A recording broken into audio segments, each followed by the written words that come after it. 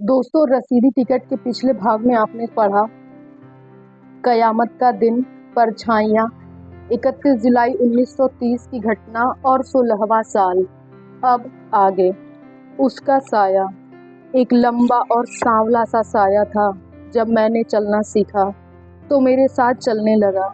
एक बार एक बेगाना गांव था और मैं सोचने लगी, गांव बेगाना है लेकिन वो क्यों बेगाना नहीं। तब मैंने सिर्फ उसकी आवाज़ सुनी थी और लगा जिस पवन में उसकी आवाज़ मिल गई थी उस पवन में से एक महक आने लगी थी। उसे भी उस गांव से लौट आना था और मुझे भी। उसके लिए भी वो उतना ही बेगाना गांव था जितना मेरे लिए। और किसी ने बताया उसे भी उसी शहर लौटना है जिस शहर में मुझे लौटना है। जाने किस कालिदास ने अचानक मेघ भेज दिए जो पूरे 2 दिन और 2 रातें बरसते रहे। तीसरे दिन जब हम सभी लोग जितने भी उस गांव में एक समागम में गए थे लौटने लगे तो गांव की पगडंडी पानी में डूबी हुई थी। खेतों की मेड़ पर चलते चलते हमें कोई 5 मील चलना था और फिर लोपोकी गांव में हमें लाहौर जाने के लिए बस मिल जानी थी। करीब 15 लोगों का एक काफिला सा था। मैं सबको थोड़ा थोड़ा जानती थी। सिर्फ एक वो था जो उस समय तक मेरे लिए अजनबी था। मैंने बादलों की तरफ इस तरह देखा जैसे वो एक मुश्किल वक्त में बहुत काम आए। जरूर यही कालिदास के पास आए होंगे, इसी का दूत बनकर, इसी के पास जाने के लिए। और आज उन्होंने मेरा रास्ता लंबा कर दिया था। और सूरज की हल्की सी रोशनी में जब उसका साया पीछे की ओर पड़ता तो मैं उस साए में चलने लगती। और जिंदगी में पहली बार एहसास हुआ कि मैं जरूर उसके साए में चलती रही। शायद पिछले जन्म से। रास्ते अलग होने थे, आखिर जो लाहौर पहुंचकर अलग हो गए। उन उदास दिनों में एक बार मैंने किसी से कहा उसे अगर कोई बुलाए तो वो आ जाएगा। उसने जवाब दिया, अगर तुम बुलाओ तो सारे काम छोड़कर आ जाएगा। अच्छा, कभी उसे कहना। बस इतना कहा था और कहने वाले का कर्म कि एक दिन वो आ गया। मेरी दहलीजों ने पहली बार उसके कदम छुए। इस तरह हफ्ते गुजर जाते, महीने गुजर जाते। कोई समागम होता तो मैं साहिर की आवाज़ सुन सकती थी।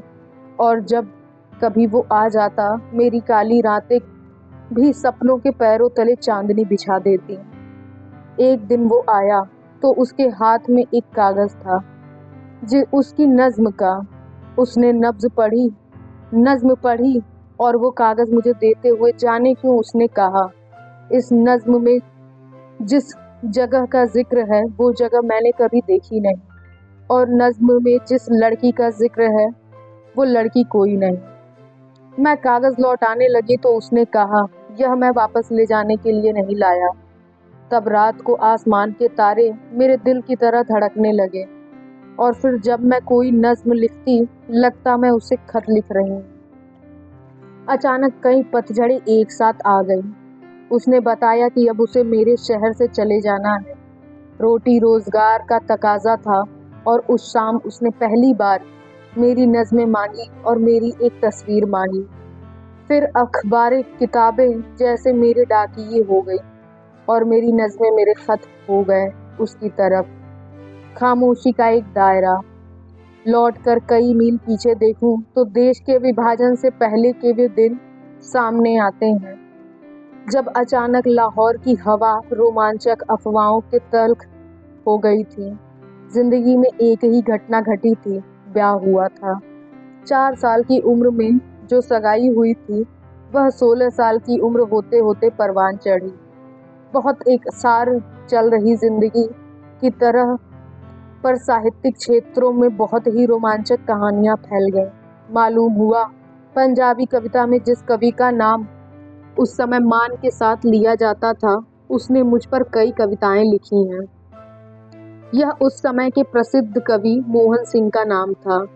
पर जिन समागमों में मैंने मोहन सिंह जी को देखा उसने साधारण सी मुलाकात हुई, इससे ज्यादा कुछ नहीं। शायद उनका स्वभाव ही संजीदा और गंभीर था, इसलिए मुझे उनसे कोई शिकवा नहीं था। पर इर्द गिर्द फैलने वाली कहानियों से मैं खुश नहीं थी। मेरे मन में उनके लिए अपने से बड़े कवि होने के नाते एक आदर भाव था, पर इसके सिवाय कुछ नहीं था। मेरा मन अपने ही भीतर से उठती हुई परछाई से घिरा हुआ था, इसलिए इर्द-गिर्द की कहानियां केवल यह डर जगाती थीं कि मैं एक गलतफहमी का केंद्र बन रही हूँ।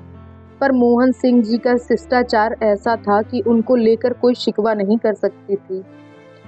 फिर एक दिन संध्या के समय मोहन सिंह जी मिलने के लिए आए। उनके साथ डॉक्टर दीवान सिंह थे या कोई और, अब मुझे याद नहीं है। और मालूम हुआ कि अगले दिन उन्होंने एक कविता लिखी, जायदाद, जिसका भाव था वह दरवाजे में खामोश खड़ी थी, एक जायदाद की तरह, एक मालिक की मिल्कियत की तरह। मेरे लिए ये मेरे मन के बहुत कठिन दिन थे। कविता की स्पष्टता मुझे बेचैन कर रही थी। एक अच्छे भले आदमी को मेरी खामोशी गलतफहमी में डाल रही है, पर यह पता नहीं लग रहा था कि खामोशी को मैं किस तरह तोड़ूं। मेरे सामने मोहन सिंह जी ने अपनी खामोशी कभी नहीं तोड़ी। इस खामोशी में एक अपनी आबरू थी जो कायम थी। और फिर एक दिन मोहन सिंह आए। उनके साथ फारसी के विद्वान कपूर सिंह थे। मेरा संकोच उसी प्रकार था जिसमें आदर भी सम्मिलित था, पर शायद कुछ रूखापन भी, कि अचानक कपूर सिंह जी ने कहा, Mohan Singh, don't misunderstand her, she is not love you. तो चीरकाल की जमी हुई खामोशी कुछ पिघल गई। उस दिन मैं साहस करके कह सकी, मोहन सिंह जी, मैं आपकी दोस्त हूँ, आपका आदर करती हूँ, आप और क्या चाहते हैं। बड़े संकोच भरे शब्दों में मैंने केवल इतना कहा, और मेरे ख्याल से यह काफी था। मोहन सिंह जी ने कुछ नहीं कहा, केवल बाद में एक छोटी सी कविता लिखी जिसमें वही शब्द दोहराए, मैं आपकी दोस्त हूँ, मैं आपकी मित्र हूँ, आप और क्या चाहते हैं। और आगे की पंक्तियों में लिखा, मैंने और क्या चाहना है। कुछ कहानियां सी फिर भी साहित्य में चलती रहीं, कई मौखिक, कई कुछ लोगों की रचनाओं में, संकेतों में, पर मोहन सिंह जी की ओर से जब तक ऐसी कोई रचना नहीं आई जो मुझे दुखा जाती, तब तक मेरी ओर से भी उनके आदर में कोई अंतर नहीं आया था। एक साधारण सी घटना और भी हुई थी। लाहौर रेडियो के एक अफसर थे जिन्हें शायद साहित्य से कुछ लगाव था। एक बार मेरे एक ब्रॉडकास्ट के बाद अचानक बोले, अगर मैंने आज से कुछ बरस पहले आपको देखा होता, या तो मैं मुसलमान से सिख हो गया होता या आप सिख से मुसलमान हो गई होती। ये शब्द अचानक हवा में उभरे और अचानक हवा में लीन हो गए। मेरा ख्याल है यह एक क्षण का जज्बा था जिसका न कोई पहला क्षण इससे जुड़ता था, न कोई आगे का क्षण। फिर उस दिन के बाद उन्होंने कभी कुछ नहीं कहा, पर मैं आज तक नहीं जानती कि उस समय के वातावरण में उनके किसी भी एहसास की बात कैसे बिखर गई। शायद किसी के आगे स्वयं उन्हीं की ज़बानी और न जाने किन शब्दों में, कि बाद में इसका बहुत तोड़ा मरोड़ा हुआ जिक्र भी पढ़ा। कई बार लगता है पंजाबी लेखकों के पास लिखने के लिए कोई गंभीर विषय नहीं होता। वे स्वयं ही कुछ अफवाहें फैलाते हैं, स्वयं ही उनको अपनी मर्जी से जिधर चाहे मोड़ते हैं और फिर उन्हें लिख लिख कर उसमें लज्जत लेते हैं। हाँ, वर्षों बाद जब मैंने दिल्ली रेडियो में नौकरी की तो वहाँ एक पंडित सत्यदेव शर्मा हुआ करते थे, जो लाहौर रेडियो पर भी स्टाफ आर्टिस्ट थे और अब दिल्ली रेडियो पर भी स्टाफ आर्टिस्ट थे। उन्होंने हिंदी में एक कहानी लिखी, 26 मैन एंड अ गर्ल। कहानी का शीर्षक उन्होंने गोरकी की कहानी से ही लिया, पर लिखा उस पुरानी घटना को और कहानी लिखकर मुझे सुनाई। बड़े साफ दिल के आदमी थे। उन्होंने बताया, लाहौर रेडियो पर तुम्हें नहीं मालूम कि कितने लोग तुम में दिलचस्पी लेते थे, खास कर वह आदमी भी। और हम सब स्टाफ के लोग महीनों तक एक फिक्र के साथ देखते रहे कि आगे क्या होगा, पर कुछ हुआ नहीं। शर्मा जी शायद यह कहानी कभी भी न लिखते, पर मुझे देखकर उन्हें बरसों पुराना वह इंतजार याद आ गया जिसमें वह कुछ होने की संभावना से चिंतित रहे थे। कहानी में स्टाफ के छोटे छोटे लोगों के कानों का जिक्र था, जो कुछ उड़ती हुई सुनने के लिए दीवारों से लगे रहते थे। कुछ सुनाई नहीं देता था तो हैरान बैठ जाते थे कि शायद कुछ हो ही चुका है पर कानों तक नहीं पहुंच रहा। शर्मा जी साधारण से लेखक थे, पर मेरा ख्याल है यह कहानी उनकी सबसे अच्छी कहानी थी। उन्होंने एक तनाव के वातावरण को पकड़ने की कोशिश की थी, पर अपनी ओर से पंजाबी लेखकों की तरह जबरदस्ती कोई नतीजा नहीं निकाला था। कहानी में एक ईमानदाराना सादगी थी, नफरत का एक दायरा। बात यह भी छोटी सी है, पर बहुत बड़े नफरत के दायरे में घिरी हुई। यह भी मेरी साहित्यिक जिंदगी के आरंभिक दिनों की बात है, लाहौर की। पंजाब के एक कवि थे जिनसे कभी भेंट नहीं हुई थी। पता लगता रहा था कि वह मेरे विरुद्ध बहुत बोलते हैं। मैंने उन्हें कभी देखा नहीं था, इसलिए चकित हुआ करती थी कि उन्हें मेरी जात से कब की और किस बात की दुश्मनी है। फिर देश के विभाजन से कुछ समय पहले की बात है कि एक बार मुझे कुछ बुखार हो गया और एक साप्ताहिक के संपादक हाल पूछने के लिए आए। उनके साथ एक कोई और व्यक्ति भी था जिसे मैंने कभी पहले नहीं देखा था। उन्होंने नाम बताकर परिचय कराया तो मैं चौंक सी गई। यह वही थे जिन्हें मेरे अस्तित्व से ही नफरत थी। हैरान थी कि आज यह मेरा हाल पूछने क्यों आए हैं।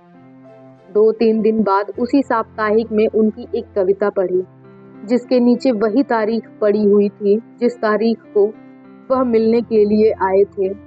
और यह कविता अजीबोगरीब प्रेम की कविता थी।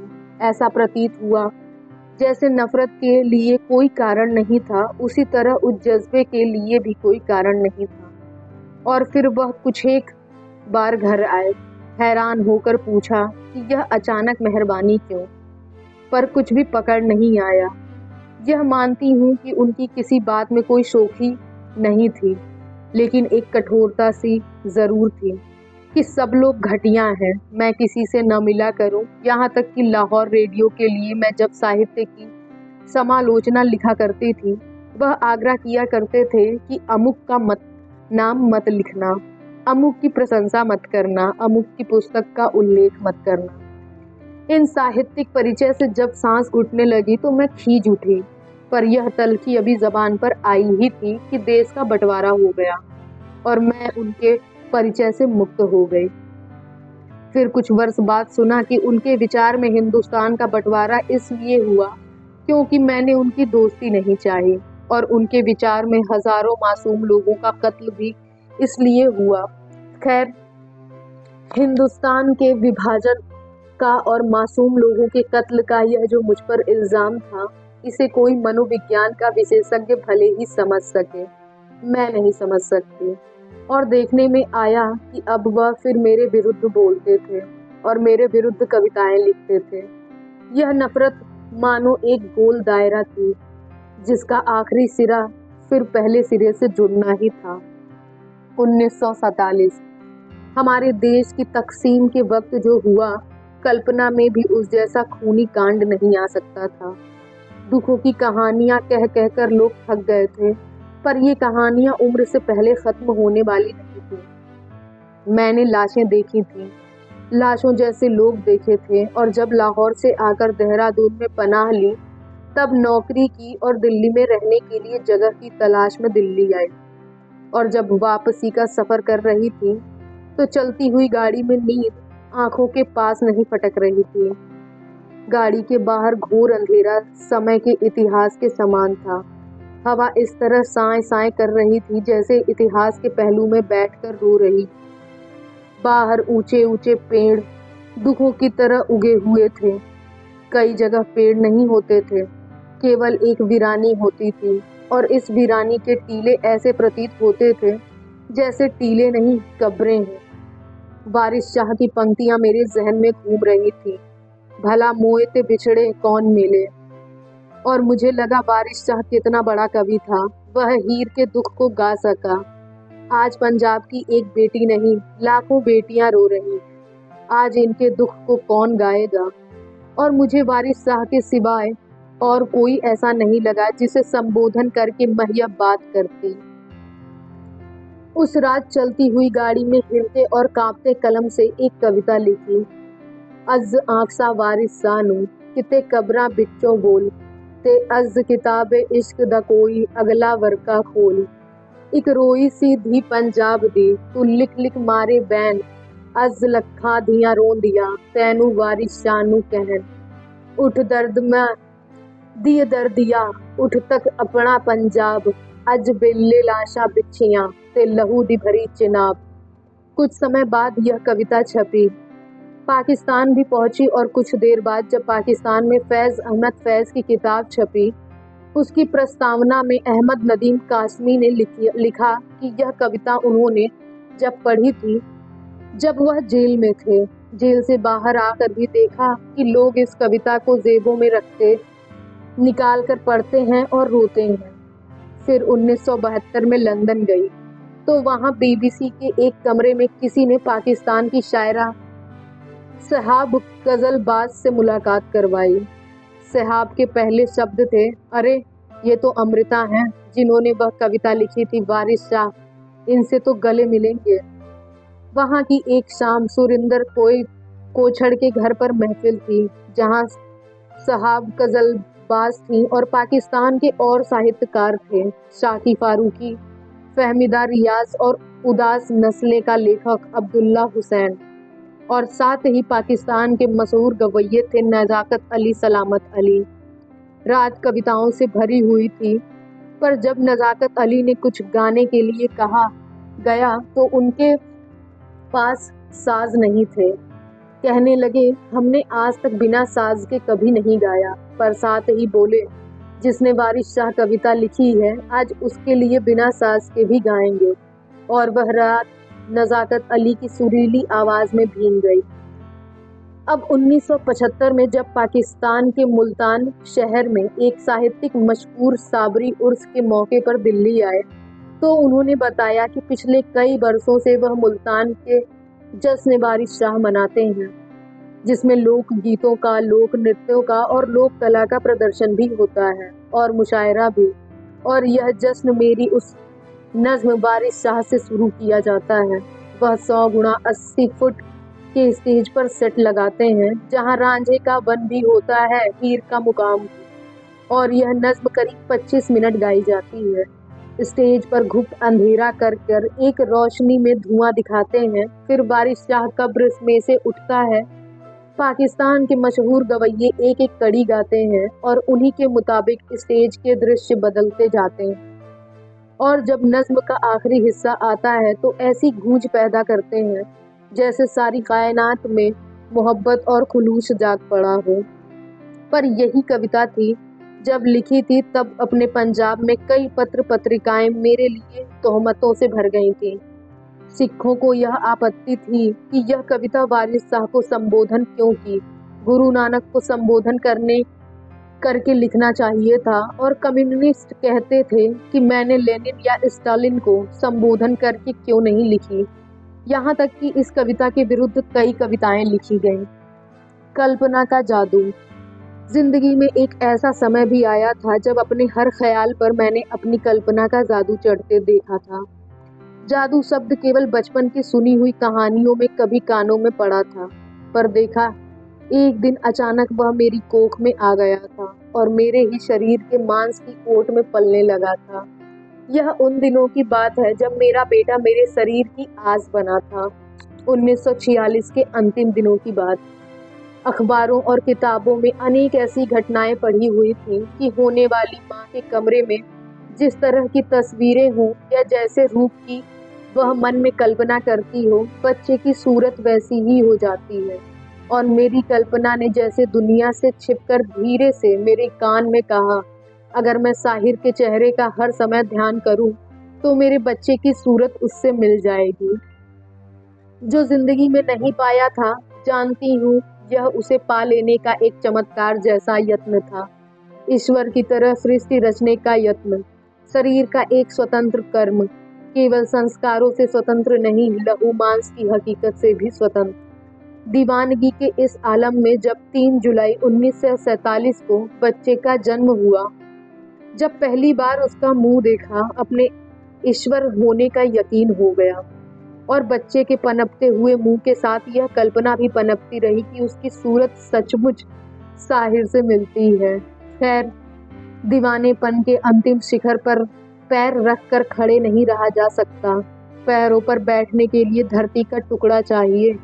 इसलिए आने वाले वर्षों में मैं इसका जिक्र एक परी कथा की तरह करने लगी। एक बार यह बात मैंने साहिर को भी सुनाई, अपने आप पर हंसते हुए।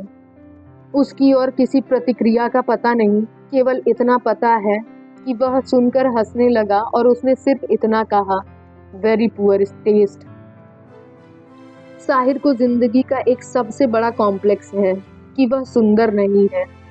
इसी कारण उसने मेरे पुअर टेस्ट की बात की। इससे पहले भी एक बात हुई थी। एक दिन उसने मेरी लड़की को गोद में बैठाकर कहा था, तुम्हें एक कहानी सुनाऊं? और जब मेरी लड़की कहानी सुनने के लिए तैयार हुई तो वह कहने लगा, एक लकड़हारा था। वह दिन रात जंगलों में लकड़ियां काटता था। फिर एक दिन उसने जंगल में एक राजकुमारी को देखा, बड़ी सुंदर। लकड़हारे का जी किया कि वह राजकुमारी को लेकर भाग जाए। फिर मेरी लड़की कहानियों के हुंकारे भरने की उम्र की थी, इसलिए बड़े ध्यान से उस कहानी को सुन रही थी। मैं केवल हंस रही थी, कहानी में दखल नहीं दे रही थी। वह कह रहा था, पर वह था तो लकड़हारा ना। वह राजकुमारी को सिर्फ देखता रहा, दूर से खड़े खड़े, और फिर उदास होकर लकड़ियां काटने लगा। सच्ची कहानी है ना? हाँ, मैंने भी देखा था। न जाने बच्ची ने यह क्यों कहा। साहिर हंसते हुए मेरी ओर देखने लगा, देख लो, यह भी जानती है। और बच्ची से उसने पूछा, तुम वही थी ना जंगलों में? बच्ची ने हाँ में सिर हिला दिया।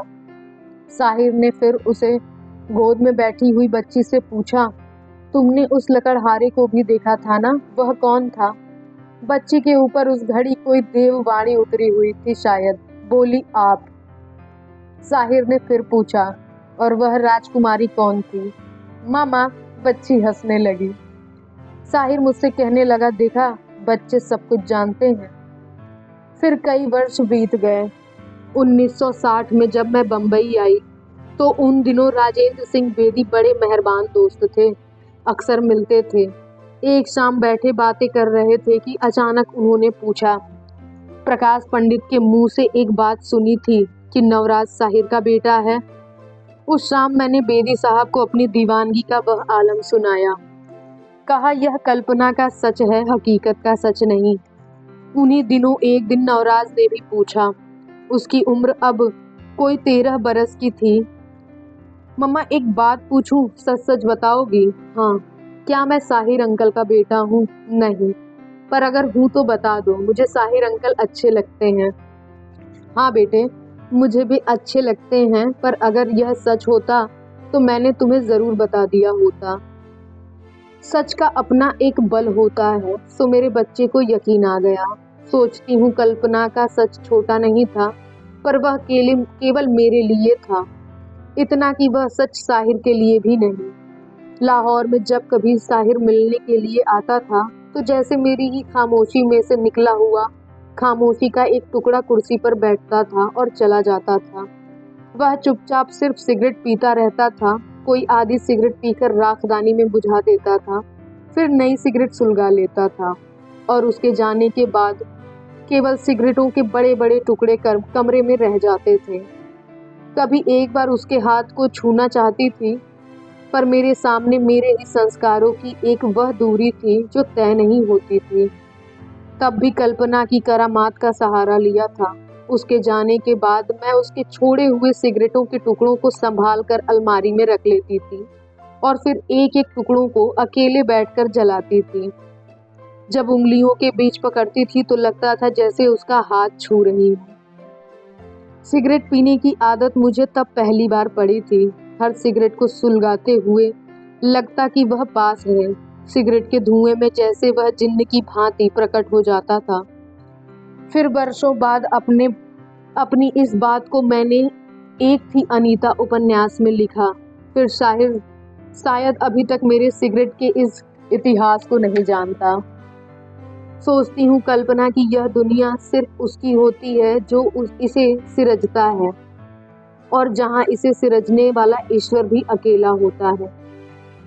आखिर जिस मिट्टी से यह तन बना है उस मिट्टी का इतिहास मेरे लहू की हरकत में है। सृष्टि की रचना के समय जो आग का एक गोला सा हजारों वर्ष जल में तैरता रहा था। उसमें हर गुनाह को भस्म करके जो जीव निकला वह अकेला था। उसमें न अकेलेपन का भय था, न अकेलेपन की खुशी। फिर उसने अपने ही शरीर को चीरकर आधे को पुरुष बना दिया, आधे को स्त्री, और इसी में से उसने सृष्टि रची।